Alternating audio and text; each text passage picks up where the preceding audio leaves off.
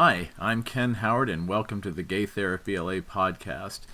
Today, I want to talk about gay men's birthdays and self-esteem and the meaning of life. So, how many times in a year do I hear that people hate birthdays? Far too many. For these people, any recognition of a birthday is somehow a validation of their fears of aging, or a reminder that they're just getting older and that they're going to seed and that everything it's all downhill from here. And what can I say about this? As a sophisticated licensed mental health professional, I say a phooey. I mean, not to invalidate someone's feelings, but I certainly want to challenge those feelings cognitively to see if we can reframe the perception that birthdays are only a reminder of the inevitable decline of life. It's important, I think, to celebrate gay men's birthdays. And in my clinical sessions with clients, either through my therapy services or coaching services, I always encourage my guys, as I call you guys, to celebrate their birthdays. Why? Because there are a number of reasons how birthdays are beneficial to your mental health. I bet you haven't thought of that before, about how birthdays are related to mental health, but stay with me because they really are, particularly for gay men. And here are some. So number one, birthdays are a celebration of our existence. They are a ritualized recognition of the day we entered this life, and it underscores the idea from that classic film, It's a Wonderful Life, with Jimmy Stewart, that you might see at Christmas time, that every life touches so many others that we can't do without anybody. And, this is particularly poignant if we talk about gay suicides, both from LGBT teens, and then also, in Los Angeles, there's been a recent wake of several adult gay men who have committed suicide.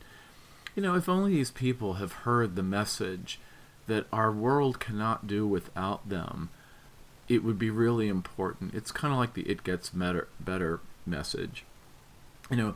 Existentially and in self-esteem theory, we are all valuable just because we exist, even before we do any special, good deeds or accomplishments.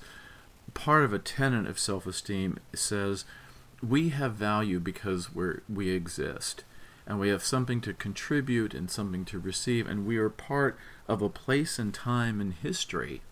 And it's really important to kind of to play that part. We're here to give to other people, but then we're also here to receive from the world we're given. So number one is birthdays just celebrate existence, very, very kind of at its core of being. Number two is birthdays let other people celebrate us. When we send a card or a phone call or a Facebook wall message for people's birthdays, we are acknowledging the important people in our lives. Or in the case of Facebook, people who we barely even know, but except in maybe that Facebook pen pal sense. And yet we are acknowledging their lives via the birthday message anyway. It's as if a stranger on the street came up and magically knew our birthday and greeted us. So it's kind of nice, and it's really kind of the modern way that we celebrate birthdays. Number three is that birthdays remind us where we are in life existentially. In my practice, I always consider someone's age and where they are developmentally in life, in the phases of life. When somebody calls me for a first appointment, if you do this, I'll probably do it with you. I'm going to ask how old you are, because that shows me, from the work of Erik Erikson, who studied developmental issues throughout the lifespan, kind of where you are in life and what you're likely to be dealing with, and it puts my head in the game of how to focus on you and how to help you. So take me, for example, being firmly in middle age, I can celebrate what that means. When I work with younger guys, such as in their 20s, I help them celebrate all that being in their 20s means: friends, sex, budding careers, early individuation from your family of origin. That kind of characterizes the 20s, let's say. When I work with guys at midlife, 40 to 45 on up, I help them navigate the challenges of this phase of life too, where so many things are called into question. We kind of transition from Act 1 to Act 2 of our lives at middle age. When I work with guys in the early senior ages, I help them challenge the notion that aging means inevitable decline and help them embrace the joys, yes, joys, that getting older can bring, and coach them on how to maximize their health when nature sometimes wants to challenge that. And as Erik Erikson said about the stages in life, each stage has its own reward and its own challenge. We savor the reward and we overcome the challenge. And that's true at whatever phase of life we're at. And every phase of life has that upside and downside, Erikson would say. So the challenge is for us to enjoy the reward that's characteristic of that age, but then also manage the challenge. I always make this joke that, I wish I had the abs I had when I was 22. I'm just glad I don't have the bank account I had when I was 22. So, there's kind of a give and take no matter what age our birthday is. So number 4, birthdays remind us to set aside time for joy. While the winter holidays like Christmas and New Year's are also a time for setting aside time for joy in nearly every culture across the world, on a collective level, our birthdays are a time to celebrate ourselves on an individual basis. Sometimes it's not about a collective ritual celebration, which is great, Halloween, Thanksgiving, all that. But it's about validating for all of us, one at a time, that, hey, it's my turn today. Having a birthday is like other holidays, but it's the personal holiday. So number 5, for gay men in particular, birthdays are a celebration of various cultural milestones. First of all, we made it. We made it this far. Unlike those poor kids who were the victims of severe bullying that led to their suicide, somehow, by the love and grace of others, we have survived our own bullying experiences and the systematic discrimination, and somehow we made it through. However, some bullying, still exists. There's bashings in the news. There's inequality laws that have sometimes been fought, but new ones prop up. We defeated Prop 8 in California. We got rid of the Defense of Marriage Act. We got rid of Don't Ask, Don't Tell. But we also don't have yet the Employment Non-Discrimination Act. We've seen a crop up recently of so-called religious freedom bills, which is really just code for religious discrimination against LGBT people.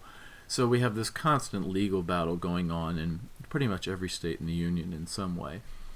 And the discrimination like that is the adult version of anti-gay bullying when we're kids. It's just grown-ups, But fortunately, with adulthood comes adult power. We can vote, we can protest, and we can sue the pants off any person or organization who discriminates against us in many but not all states. We're working on that. And I've helped several of my adult gay male clients manage their anxiety through anti-gay discrimination lawsuits who later received good, 6-figure settlements sometimes, because there is justice if you live in a state that has being LGBT as a protected category. So birthdays mean that we have survived whatever anti-gay challenges are lobbed at us, in the course of the year. Gay men who are alive today also have survived the height of the AIDS crisis, and despite ongoing challenges posed by HIV, from health challenges to discrimination to persistently but maybe reducing stigma from our own gay brothers, we survive. Celebrating our gay sense of self on our birthday is kind of a thumbing the nose about people who would be against us. I am what I am, and what I am needs no excuses, as the song goes from La Cage aux Folles, from Jerry Herman, a gay HIV-positive composer, I might add. And finally, birthdays are a time to recommit. We recommit to our values, our goals, and all the things that make us, us. It can be about turning over a new leaf. I took a yoga class on my birthday for the first time in a long time. And despite, kind of the creaks and pops in my body that reminded me that somehow time had passed, it also reminded me that I'm still a living, breathing, and stretching, trying to, creature. And how refreshing and rejuvenating. And just that word is great, rejuvenating, which means to revisit youth. So when is your birthday? It's never too early to start planning, to celebrate. And as we know in psychology, the happy anticipation of an event becomes ebullient to your mood today.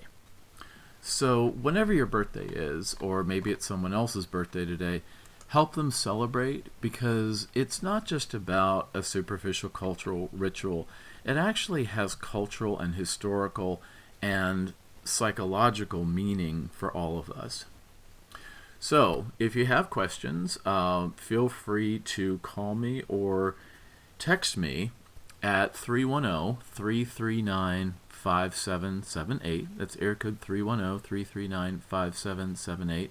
Or you can email me, ken@gaytherapyla.com. And there's blog articles and descriptions of the services I provide in therapy and coaching locally in my office in Los Angeles or worldwide through FaceTime or through Skype usually. And, and we can do that if I can be of help. Also take a moment to review the podcast if you can. That's always helpful. And, spread the word. Maybe if you know somebody who's having a birthday today, you can send them this link and encourage them to celebrate with you. Thanks for listening. I'll see you next time.